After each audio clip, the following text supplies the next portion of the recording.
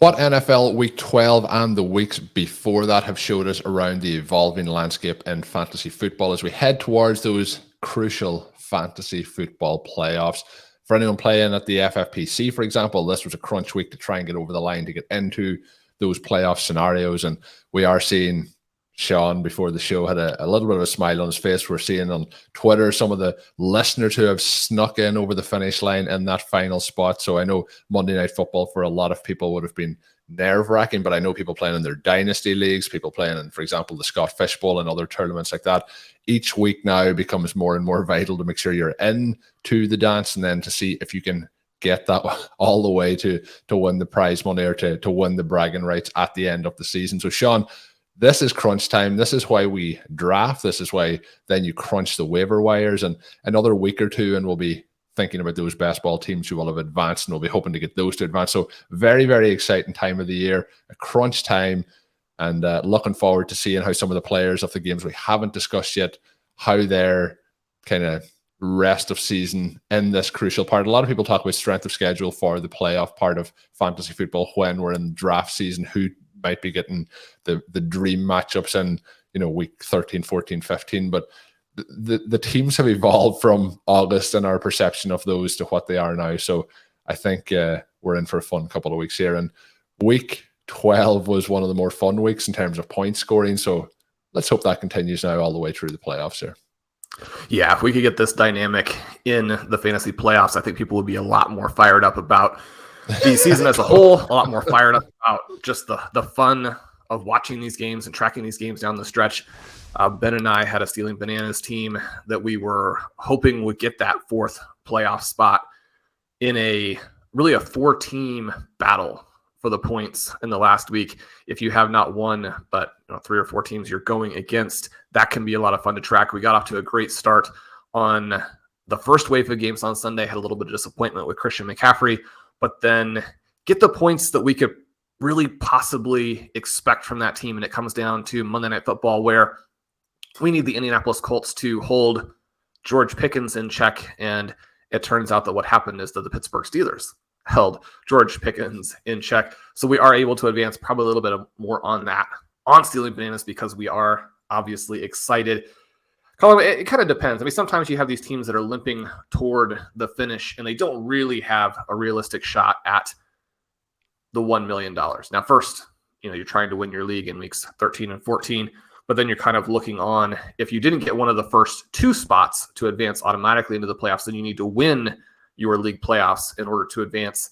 Obviously, you want to win your league playoffs because that's the first thing. You want to be the champion of those 12 teams you drafted with. But our particular team does have a lot of stars and some now emerging young players to balance those stars out, really round that team out. And it feels like a team that could win the whole thing. And so especially if you have a team with the hit players, if you have a Jalen Hurts, an A.J. Brown, a Tyreek Hill, and then guys coming in behind them, like a Mostert or a P. Ryan to fill that RB2 slot. You've got Garrett Wilson now suddenly unleashed. You have Treylon Burks, he of the fantastic fumble recovery touchdown. Usually fumble recovery touchdowns end up pretty random. And not to say that this wasn't random, but there's a scrum and people are diving for it and the guy gets lucky. This one was the result of sprinting 80 yards down the field and making a play in the end zone. So I think he deserves a little bit of the credit for that. We actually advance based on that play, that margin. So exciting, and looking forward to these next couple of weeks. Zachary Kruger and I have some teams doing really well in the FFPC Best Ball. As you mentioned, we'll be looking at that in a couple of weeks as we move into the playoffs. But Colm, a lot of changes this weekend as well. We have not a fantastic game last night, but an interesting game, right? You have the Steelers get out to a fast start. Their defense is dominating Matt Ryan, who he had a very nice second half. But in the first half of this game, you understand why the owner insisted he be benched, why this was a part of the firing of the head coach. I mean, he looked 150 years old. It was a little bit disconcerting just from a regular health perspective, right? So the Steelers able to jump out here and they look solid in all facets. But as this game progresses, you still see the weaknesses that we talked about last week when they played the Cincinnati Bengals. They had that excellent first half, and then the second half they come out, it's 3 and out, 3 and out, 3 and out, 3 and out. Feels like they're punting very quickly throughout the whole thing. You had that same dynamic here where a couple of 3 and outs to start the second half really allow the Colts and this Matt Ryan to Jelani Woods connection to get back in it. Michael Pittman, again, more or less taken out of this game. You don't have the receivers involved at all, but he scores a physical touchdown, really a counterpoint to Deontay Johnson dropping a touchdown. And suddenly the Colts are back into a game they probably had no business being in. One of the issues here is that the Steelers still don't trust Kenny Pickett, even though he's playing well. In terms of going through it and kind of charting this out for myself, I had them at 16 rushes to 12 passes on 1st and 10 in this game, and that includes a little bit of a hurry-up offense at the end of the first half. So it'll be even a little bit more skewed if you take that out, especially in a game where Najee Harris is not 100%, Jaylen Warren not available as the backup. When you're going with Benny Snell, when you're going with Anthony McFarland, that's not really what you want to see to develop the young quarterback, because then you're putting him in some of these situations where he has to pass and you have to make that play or else a punt comes up. So, I mean, they run pretty effectively in this game. You know, Benny Snell reminding people that, you know, I was a pretty decent college football player. That's the reason that I've managed to stick on this Pittsburgh team, even though I've looked very, very poor at the NFL level. A 12-62 and 1 game here. I mean, you could argue that this, one of the top 2 or 3 games of his career. A career highlight for sure. I was thinking of you, Shawn, when I seen him getting into the end zone. Yeah, we did have some enthusiasm for Benny Snell back in the day. Such a fun guy as well. It's easy to get behind these players who radiate that enthusiasm for football and for life.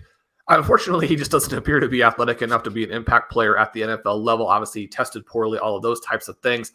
He had overcome that at the NFL level. We do see some players overcome it. We overcome it at the college level, and we do see some players overcome it at the NFL level. We're always encourage you to be careful with these big/medium-sized backs who test poorly, that some of the things they did in college, you know, it's a real coin flip as to whether they'll be able to do them in the NFL. And even when they do, it's usually not the profile that you really want. But if the player is inexpensive, those are the flyers you want to take. In this game, both Snell and McFarland run the ball effectively, highlighting again just how limited Harris seems to be. He goes out with a separate injury than what he had come in with. The problem here, I think, if you're looking at this from a zero RB perspective, is that if Warren is out, even though Snell and McFarland ran well in this game, those aren't the guys, and that's not the backfield mix that you can really feel comfortable targeting. We'll get more information throughout the week on what the Steelers are likely to do going forward. If you're staring at a zero, obviously someone like a Benny Snell becomes pretty interesting. Otherwise, you're going to be going in a different direction.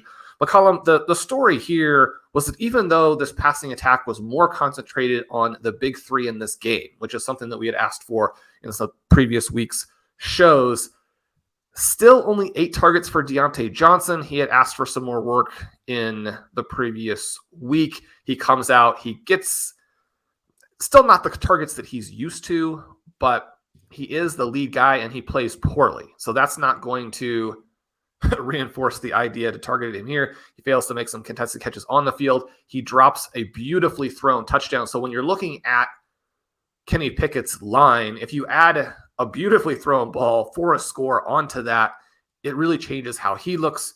George Pickens, only the 6 targets. Now, he does catch the 2-point conversion, but appeared to be getting open fairly consistently. You've got to be building your game plan to make Pickens the star. Now, I was very thankful for this because he was the guy that I needed to not score.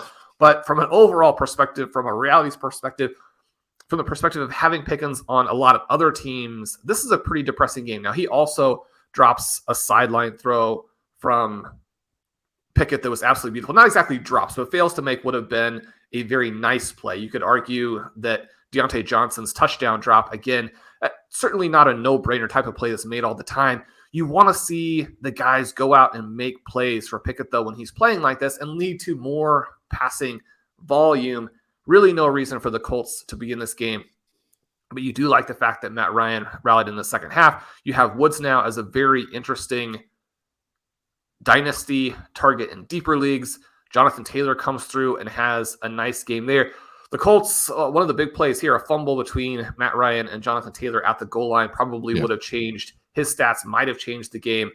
Pittman comes through with 761 and 1. I said that he continues to struggle. I think that's a situation where the fact that he's playing this well within this context, a very positive note for him long term. I don't necessarily think the people who were high on him as a talent preseason were wrong.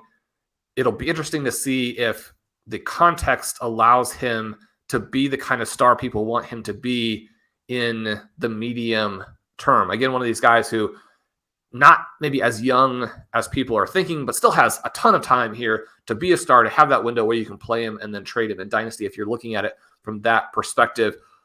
But the Colts losing this game, I mean, there was that initial surge under Saturday. I don't think they're disappointed necessarily in how they played overall here, but obviously not a team that's going to be contending for the playoffs. Yeah, certainly not. And I don't think the Steelers are either. For Monday Night Football, not the most exciting match, but lots of young players on display. And like you mentioned, Jelani Woods, he does have 9 targets, 8 receptions, 98 yards. The best game of his young career so far. Absolutely, compared to stats and targets and catches and games before this, vastly exceeds any of those numbers versus what he had done. You mentioned Pittman, and I do think the talent is definitely there with Pittman. Again, we were a little bit lower on him coming into the season, but I think that was more down to the quarterback he was tethered to in this situation of Matt Ryan. He also had a really nice contested catch in this game. So credit where credit is due overall, but it feels like this may be, the ceiling for him in the majority of contests as we move forward here. The Steelers... Woods had some very nice contested catches as well. And so you contrast the way that the Colts receivers battled for the ball with some of the disappointing outcomes on the Pittsburgh side. Even though it's in a loss and even though Matt Ryan really struggled, it was great to see the effort from these Indianapolis receivers. Yeah, 100%. Then on the other side, I've said this, I could just record this and play this each time. There's good stuff in Pickett. There's bad stuff in Pickett. But overall, I think as a rookie quarterback, there's quite a bit to be positive about moving forward. But you mentioned some of the game planning. I think Pickens has looked good. He's looked explosive in his opportunities. But yeah, it feels like if you have a team that has Pickens, sorry, I said Pickett, I meant Pickens. If you have Pickens or Johnson, I think you're probably still putting those into your flex spots. It's going to be hard to sit them unless you have a real depth left at the wide receiver position to slot those guys out. But there is going to be these weeks where it's not going to get you the win, but it may also cost you the week. So that is the Steelers and the Colts. So I think 2023 for the Steelers moving forward is a bit brighter than the rest of season for them. Even in a down game, I mean, you can make the claim that Pickens is now, certainly a top 10 dynasty receiver and maybe even knocking on the door of the top 5. It depends a little bit on how you prefer to play those guys who are 29, 30, right? But the throw that Pickett makes that leads to the 35-yard catch down the sideline, everything is there for these guys to blow up. Instead of picking and choosing between Pickens and Deontay Johnson, and then in this game with Freiermuth, unfortunately, as an afterthought, seemingly the Colts wanting to take him out, these 3 guys have to play off of each other. And the one thing that we said could limit the Steelers this year is not that the quarterback play was going to be demonstrably worse than Ben Roethlisberger, who had massively struggled the past couple of seasons, but that simply they would take that same level of efficiency and really drain the volume out of the passing game, which unfortunately is what they had done. As you said, 2023 looks very, very bright. Pickens looks like a superstar, but it's tough for those teams that drafted other guys in that same range. There have been some positives for Thornton. There have been some positives for Sky Moore, even with another muff punt here. But you watch Alec Pierce in this game. There's just such a massive gap. George Pickens should have been a top 15 pick. And the fact that people talk about the Steelers every year hitting on one of these guys, and they would probably tell you, when we take the obvious best player, we're not sure what other NFL teams are doing. And so sometimes simple is best when you're making these wide receiver selections. Colm, Bengals, Titans. It was really the headliner of last week, and yet we didn't focus on it a ton other than the Burks fumble recovery in our Monday recap. Yeah, this was the one when you mentioned earlier. Sometimes I'm trying to think which way we're going to segue in these. This was a game I think we both really wanted to get in the recap show when we did that recording on Sunday, right after the game's finished. But we're going to get to it now. But when you were talking about Burks, I was thinking, what is going to be our win bet segment today? And I was thinking, is it the heads up play of the week? But it's going to come up a little bit later. But Tylon Burks, real heads up play. Obviously, the ball has to bounce in the right way for him, but Derrick Henry is, trucking along on that 69-yard reception that he has. And I've often wanted the Titans to do more screen passes or dump off passes like that to him, get him in the open field. It is very, very, if not impossible to stop him, but a tremendous defensive play on that where the ball is punched out, but it bounces and Burks is there to recover for that touchdown. So quite an amazing play all around from Derrick Henry's athletic abilities, but to Tylon Burks chasing that all the way down to the end zone. Heads up play by him, especially nice to see as a rookie going and doing that. But that doesn't get the job done for the Titans. They lose this one 20-16. Shawn, I thought overall Joe Burrow looked really, really good for the majority of this. Obviously we're missing Ja'Marr Chase, who we're hoping we're going to get back in week 13, which would be fantastic to see. That put a lot of expectations on the shoulder of T. Higgins, which he absolutely took in his stride. He has 9 targets, 7 receptions, 114 yards, and a touchdown. One of those being a 29-yard touchdown reception where he just bosses the defensive back to make that play. I thought overall the talking points coming out of this is how good Higgins looked, and then the second part is Samaje Perine, who had to step in for full workload with Joe Mixon being out this past week, goes 17 for 58 and 1 on the ground, and then gets a further 4 receptions on 7 targets for 35 through the air. Potentially, we could have seen him get a little bit more from what he was given, but I guess not a disappointing return for him. I know some people heavily relying on him this past week, but looking at it, Shawn, T. Higgins doing T. Higgins things. My question is going to be, Joe Burrow here, 270 yards passing, 1 touchdown without Ja'Marr Chase. T. Higgins gets 114 receiving yards and the touchdown without Ja'Marr Chase. How do you think this is going to look with Ja'Marr Chase? Do we see an extension, obviously, for Burrow with the passing efforts into touchdowns? Do we see T. Higgins lose a little bit? I think we can see in this offense where this week we have 9 targets to Hayden Hurst. We have 7 to Samaje Perine. I can see those guys losing out and Higgins maintaining his workload here, the 9 targets. Yeah, the weird part here is that Tyler Boyd puts up another dud, so he fails to take advantage of the Ja'Marr Chase absence. Of his 4 targets, he only ends up with 16 yards. He slips coming out of his break on a play that would have given them a first down, visibly frustrated. So you get the 37 attempts from Burrow, and for Boyd not to be involved. There's going to be plenty of volume here for both Chase and Higgins when it goes forward. The impressive note now for Higgins is that he is up to 9th, I believe, in receiving yards, despite having played 2 games where his snap count very, very low due to injuries. And so you look at the availability of him there and the names that he is behind, for him to be at that spot, very impressive and encouraging. His yards per target up near the top of the NFL. Really the only guys still ahead of him would be the 2 Dolphins stars and then Justin Jefferson. Some people like to sell yards per target, but the potential explosiveness there when you draw the targets is very important when we're looking at the overall upside opportunity. It's obviously a big component of yards per route that people are so enamored of. And it's one of the things that when you have a quarterback like Joe Burrow, your range of outcomes in any given game and then for a full season are going to be skewed much more to the high side when you contrast them to players who are dealing with much weaker quarterback play. And so when people are talking about drafting Higgins very early, and I, again, this season drafted him in one team at the 203. Now, most of the time, I was looking for him at the 2-3 turn or even wrapping around into the early 3rd round. But because of that range and because of what he brings to the table, I mean, the 4 touchdowns he has this season are disappointing. And so you could see positive regression there in terms of how much he scores down the stretch. He's just a physical mismatch. And you see that on his touchdown here. People ask us for our pet peeves. It was one of the questions for the non-football show. And in some ways, that's just easier to answer from a football perspective because that's really where the pet peeves tend to come out. The thing that frustrates me the most in terms of NFL commentary and the way that these plays are actually called on the field is you see a receiver running his route all the way down the field and is being held stride for stride all the way. He goes up at the end, tries to make a play. There's not a flagrant pass interference, but he's continuing to get body and arm contact all the way through it. And the commentator says, that's great. We love to see him play here. Let's let the guys play. The officiating guru will come on and say, there's no clear-cut pass interference. That's the way that we want it. And yet if a guy actually fights through that as an offensive player, then it's called offensive pass interference. You can't just let one guy play. If we're going to let a defensive back hold all the way down the field, and as soon as the offensive player moves to discard that guy who's holding him, it's an offensive foul. This is one of the things that we always used to see with Tony Gonzalez.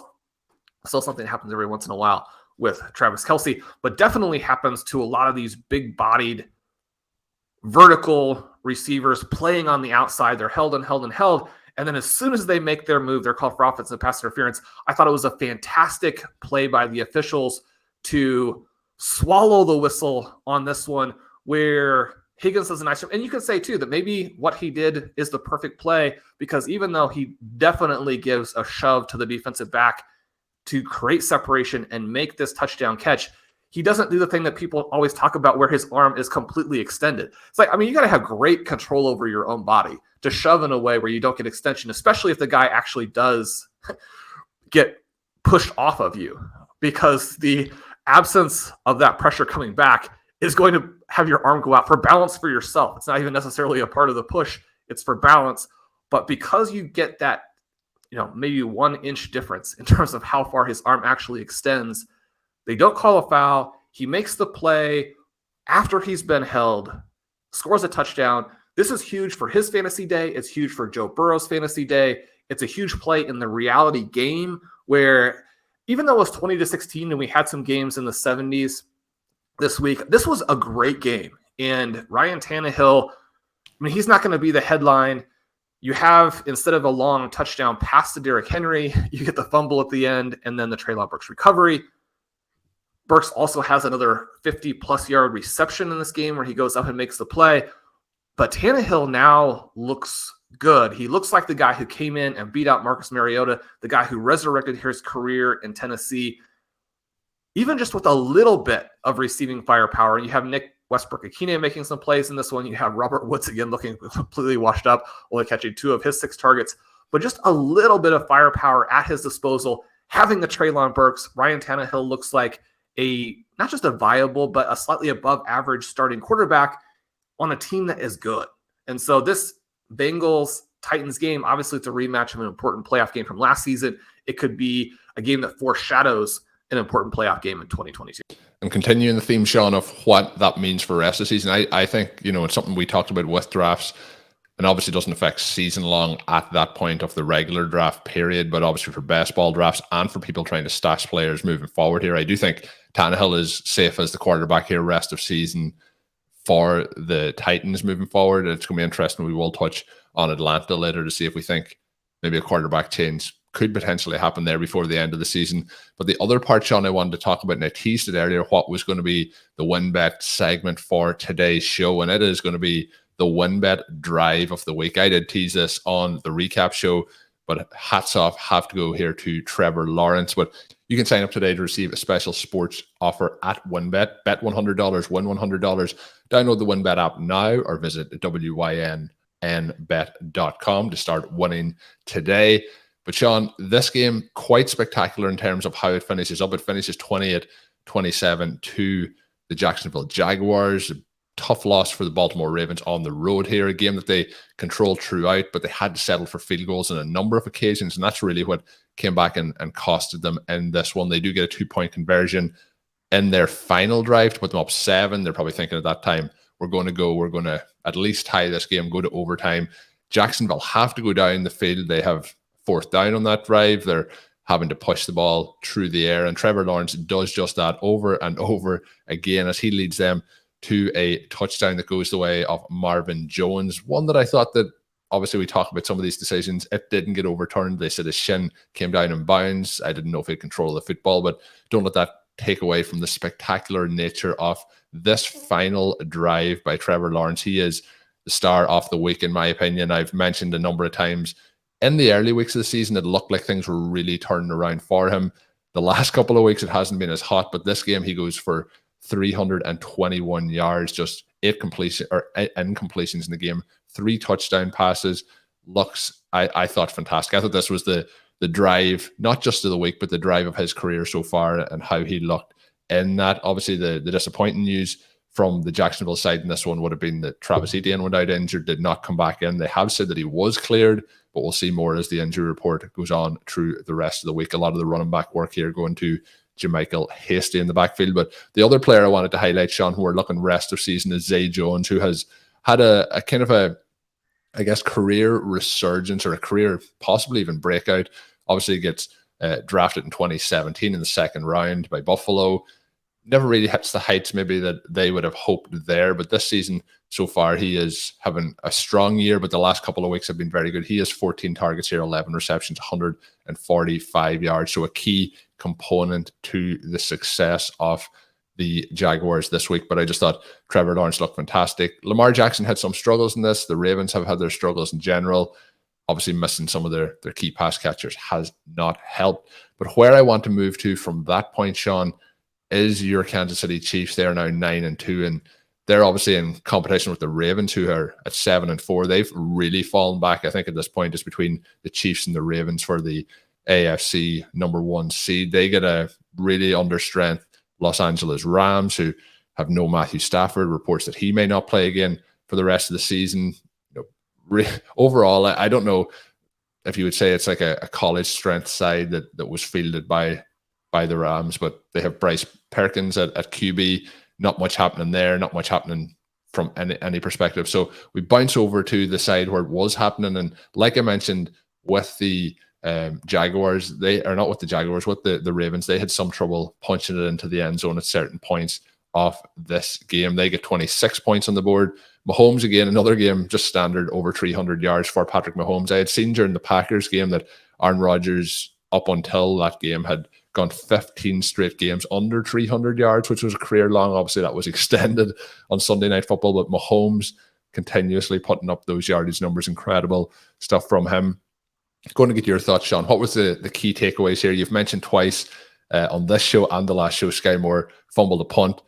He had some positives in this one, had a play called back, which was a big play called back by penalty. What was your overall thoughts, and what's the key notes for the Chiefs here as we head towards the fantasy playoffs? Oh, Ronald Jones was active, Shawn. That's the keynote. He was. We'll see if that happens again. He looked fantastic on that 22-yard reception. Well, Fantastic. I mean, Ronald Jones easily has the most burst of any of these guys. He goes out there on the field and it's night and day different than anybody that they have fielded to this point. Unfortunately, his run play is not particularly well blocked. And, you could say that about Edwards-Helaire and Pacheco, and, we don't necessarily make that excuse for them. Pacheco looks good on his touchdown run here. The C's sort of part, and then he punches it through. But when you have 22 carries for him, 4 for Jones, those guys just give you 3 yards per carry. Again, we're right back to the situation where they don't have the balance in the offense. I think that Melvin Gordon, outside of the Denver Broncos, could be the guy that gives them some spark. He's also, despite all of the negatives being assigned to him right now, a better receiving back than anybody the Chiefs have healthy. Jerick McKinnon only catches 3 of his 6 targets in this one, and it's just not 100%. I mean, McKinnon in last year's reality playoffs, when he was feeling good, he added that juice for him. He's not doing it right now. The Rams played hard defensively in this one. I think you have to give them credit for that. Their one big letdown was on the Travis Kelce touchdown, where they let him rumble for 39 yards, and it almost looked like defensive indifference. The effort to tackle him on that play was terrible. Through the rest of the game, they locked him down, right? Only catches half of his targets, only goes for 57 yards. So he only gets 18 other yards in this game. This was a little bit more like we expected the Chiefs to play coming into the season, where you have that balance between MVS, who actually makes a nice catch, a decent game, Juju Smith-Schuster, Sky Moore leading the receiving group, really the most catches of anyone on the team. again, looked good in that intermediate role, but they have Watson, Fortson, all of these guys catching passes, Noah Gray. If we go forward like that, it could neutralize some of the weapons. So if you are playing against teams that have Chiefs and you don't have a lot of exposure, in part because this was your projected outlook for them, I think that you have a mild bit of encouragement there. You don't necessarily want to be facing Mahomes like Ben and I will be in the semifinals of our contest this week. But yeah, I mean, this was a workmanlike effort and the type of game that you expect to see from them playing a team like the Rams. It's been crazy how the schedule has opened up for Kansas City. It looked like it was going to be this absolute gauntlet that they would have to run. Now it actually looks like one of the weaker schedules in football. They had the Broncos coming up twice. That will also be interesting. If Melvin Gordon actually does become someone who ends up on the regular roster, the Chiefs, so much fantasy potential going forward, but two teams, Colm, that do not have that, the Washington Commanders and the Atlanta Falcons. It's sort of a throwaway line from the show the other night. I mentioned that as you're watching this game, you are becoming desperate for Desmond Ridder and Sam Howell. Taylor Heineke wins a game in which he throws for 138 yards. Looks absolutely awful, but the big story one's a quarterback stat, though, Shawn, aren't they? One's a quarterback stat.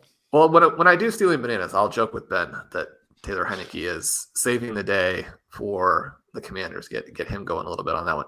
But while we're doing our straight show here, we got to point out that Heineke, man, it does not look good. I mean, the Falcons should have won this game because the quarterback play from Washington was so poor, but they do not, because he's matched by Mariota, who throws a bad interception at the end. Bad / a little bit unlucky. But you have a game here where Brian Robinson and Zachary Kruger, our guy who has been on the Robinson train from the beginning, he was disappointing coming into this week.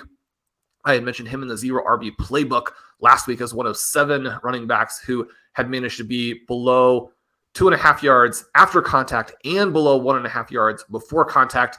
One of these backs who getting a lot of touches, but turning every play into a low-value play where you don't have the explosiveness, the blocking, and the vision to get through the line. And then when you get hit, you don't have the athleticism and the big play ability that when you do break a tackle, number one, you have to break the tackle. And then number two, you have to have the speed to do something with it. He hasn't had any of those things. And then this week he looked back. And so again, he comes back so quickly from the injuries that he suffered in that unfortunate incident.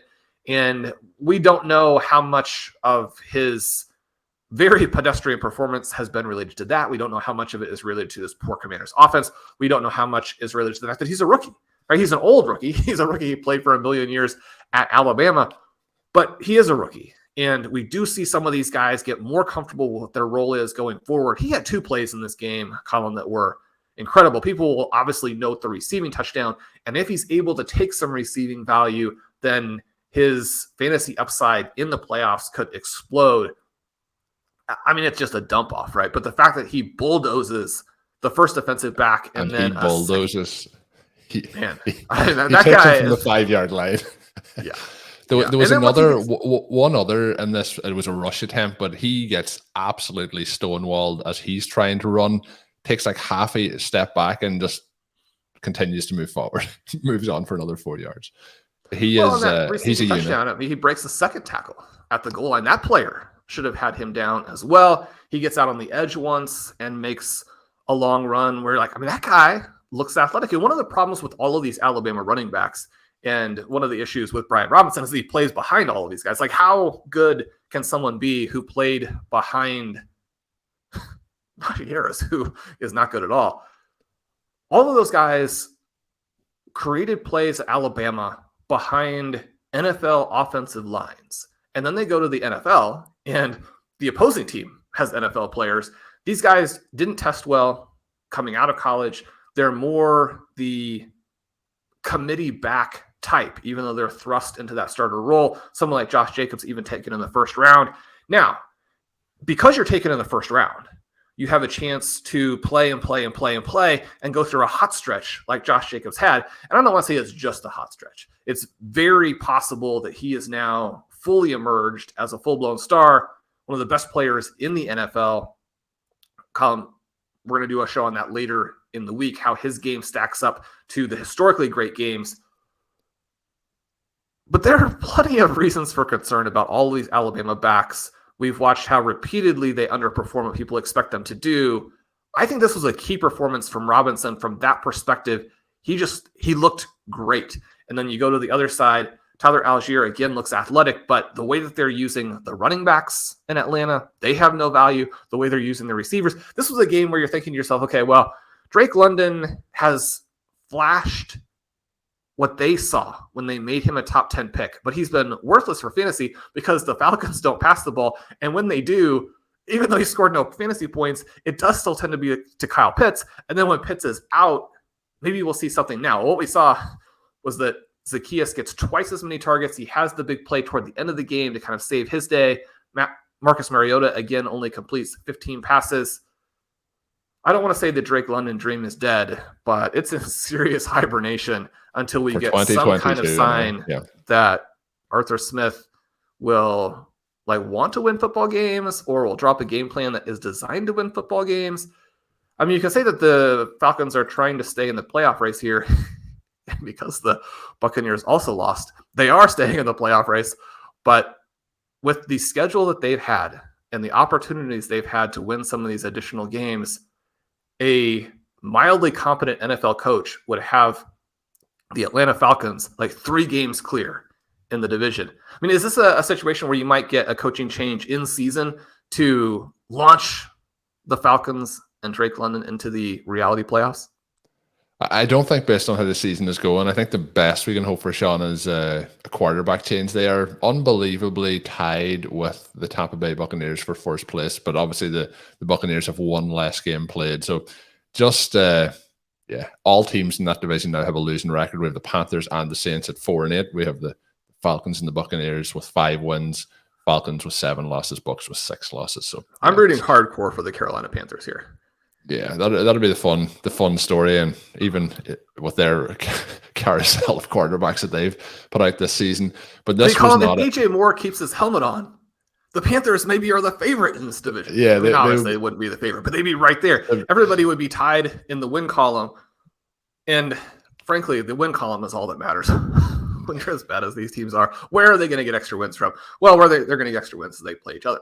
So yeah, that's where all their wins are going to come from. But yeah, I'll have a final question, Shawn, for you in a second. But usually the problem is Marcus Mariota has thrown the ball 18 times. He does throw it 25 here, but again, only the 4 targets go in the way of Drake London in this. So that was a major disappointment. But when we look then at these 2 quarterbacks, I don't think Heinicke is going to get benched based on the way their season's going, even though he is somebody who's, I think, holding this team back. But We'll see what happens there. Who gets where's the quarterback change coming from first? Do you think, are you with me that it's Atlanta?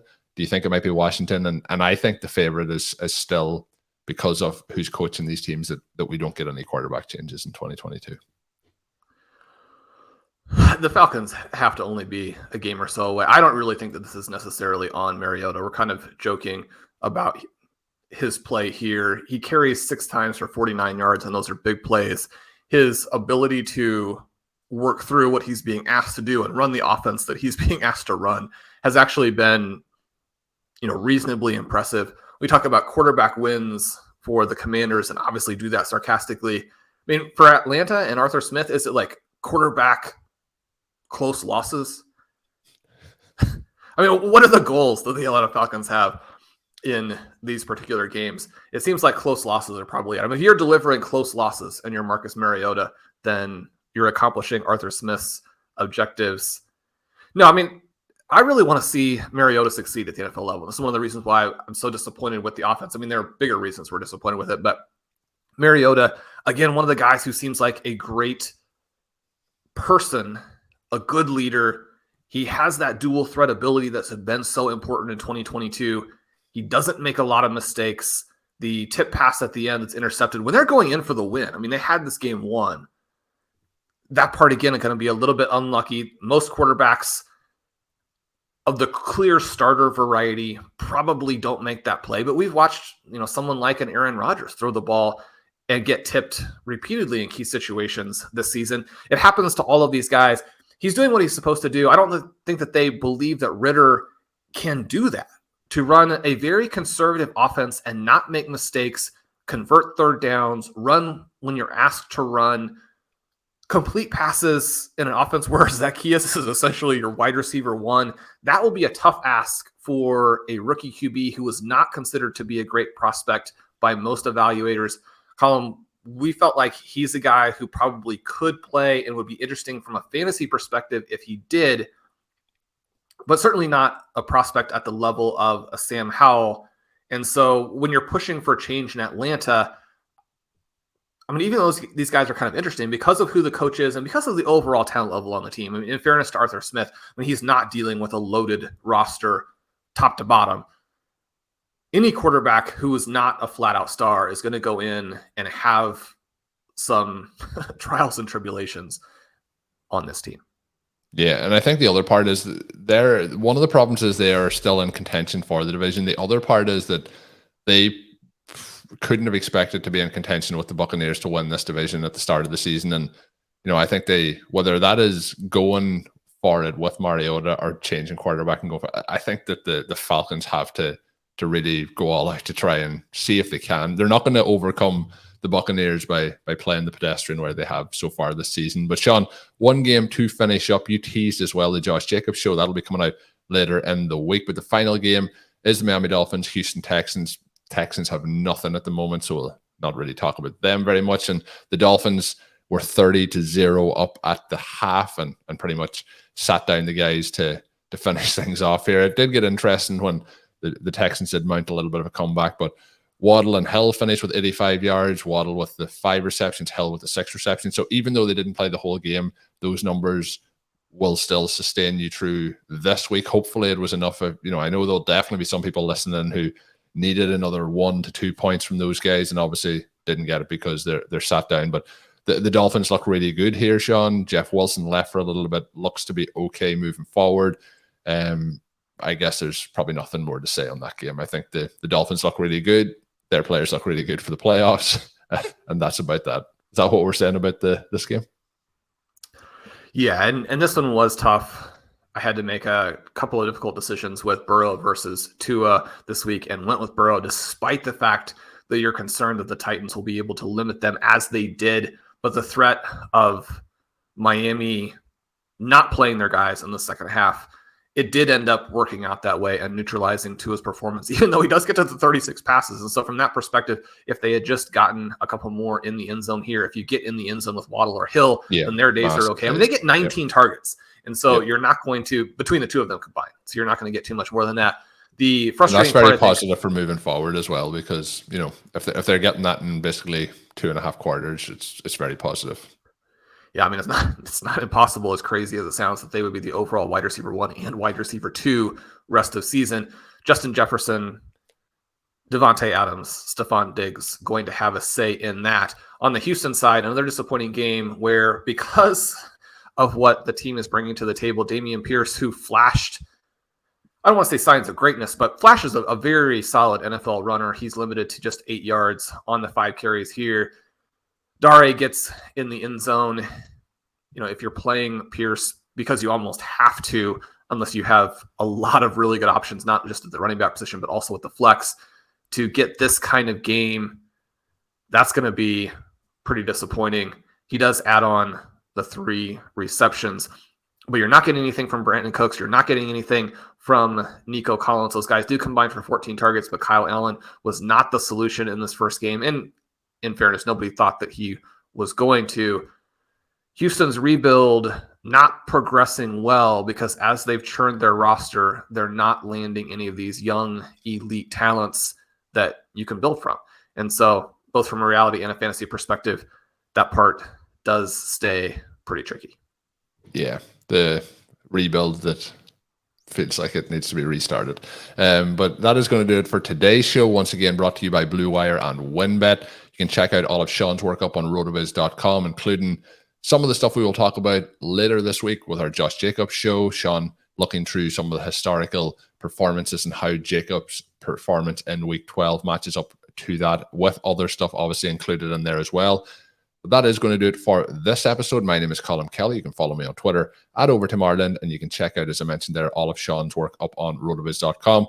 Until we are back, have a good one.